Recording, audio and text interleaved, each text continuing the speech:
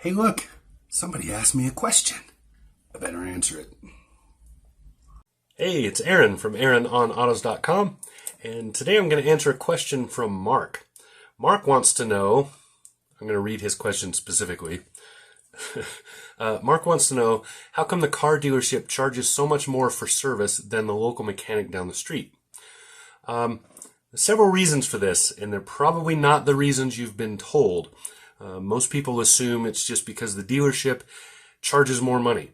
That's how they make money, so they charge more. If that were the case, dealerships would never do any service. The only service they would do would be factory authorized required service and/or warranty, and recall work.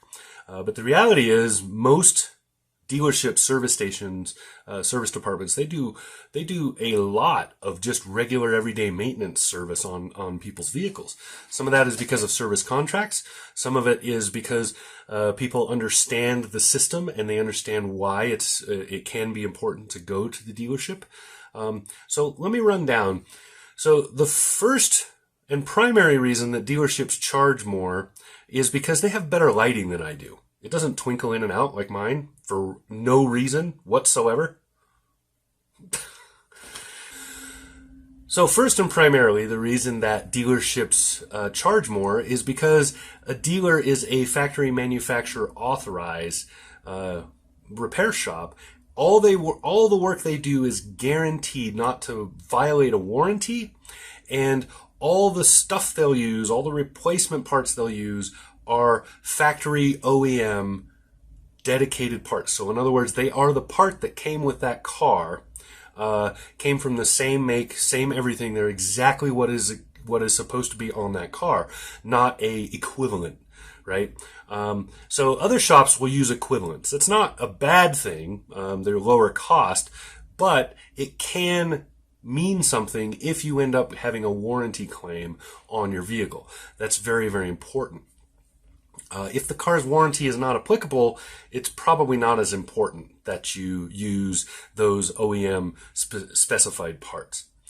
Next up, unlike most independent shops, the manufacturer or dealership shop is required to run the VIN number on the car every time it comes in for any reason whatsoever.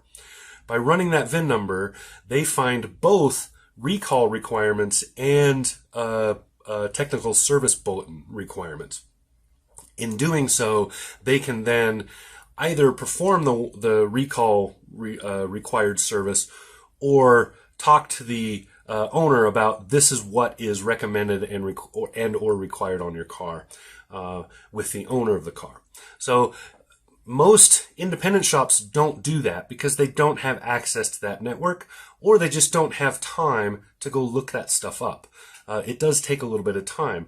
It's part of the reason that when you go into a service department at a dealership, there's usually a guy behind the desk that's dedicated to that desk, checking you in, looking at your stuff, putting your info into the computer, all of that. And then there are different guys in the back doing the actual work.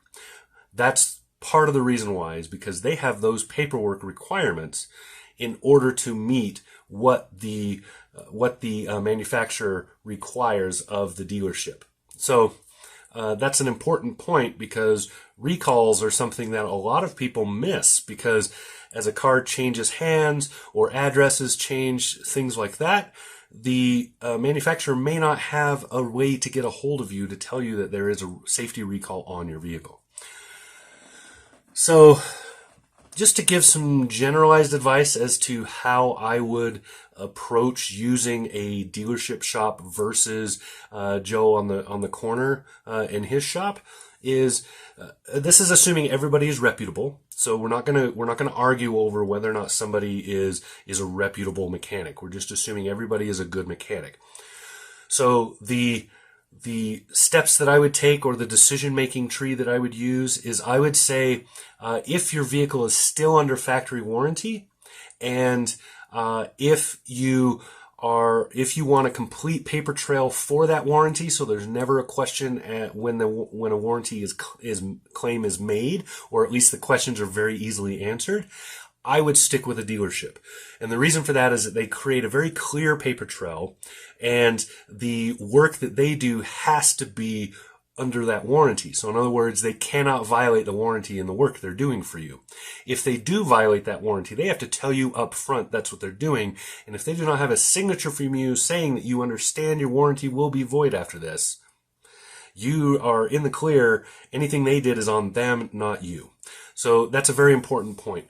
If your vehicle is not under warranty, and then honestly, there's very little reason to go to a dealership unless that's the only place you could really get the parts, or that's the only service center in your area that can do the work that you're needing.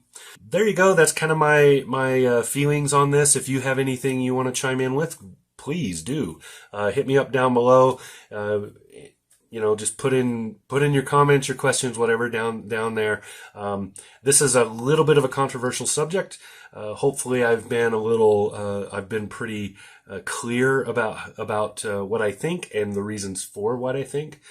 But again, if you have a differing opinion, or if you have something to add to this, go ahead and put that down below. If you have a question you want me to try to answer, then by all means hit me up. You can find me on aarononautos.com.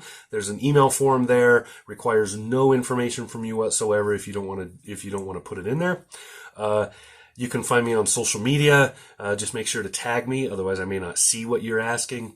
And you can just comment down below with the rest of the peanut gallery, and I will definitely try to get to your question and get it answered. So there you go. That's what I got. This is been Aaron, aarononautos.com. Talk to you again soon.